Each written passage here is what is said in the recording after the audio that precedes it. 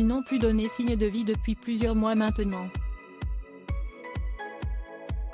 Leslie et Kevin se sont évaporés dans la nature suite à une soirée entre amis le 25 novembre dernier. Depuis, leurs proches sont dans l'inquiétude la plus totale. Pour Closer, ils ont avancé une théorie, celle de la séquestration. Si elle ne nous donne pas de nouvelles, si est-ce qu'elle ne peut pas nous en donner, assure Emily, la belle-mère de la jeune femme.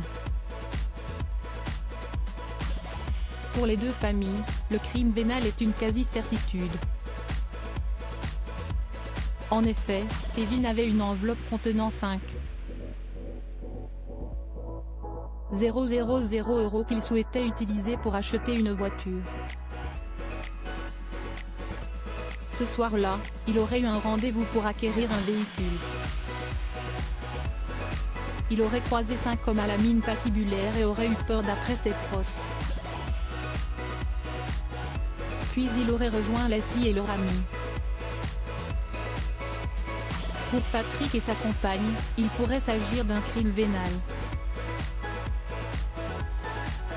Au vu de ces éléments, si est ce qu'on envisage. Les proches du couple sont de plus en plus inquiets.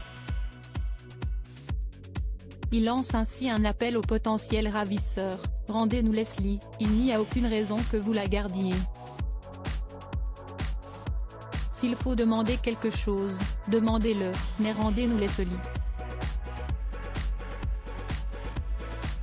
Les proches du couple dans l'inquiétude la plus totale, un cri du cœur. On n'est pas enquêteur, on ne peut pas réellement savoir, mais en tout cas, on est quasiment persuadé maintenant que tout part de cette soirée et le fait qu'il y ait cette somme d'argent, ça rapproche nos idées du crime qui serait plutôt vénal.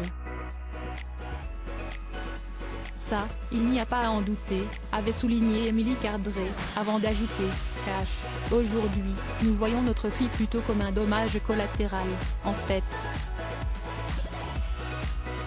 Et ça fait peur. Rendez-nous nos enfants, s'il vous plaît. Nous voulons les retrouver au plus vite.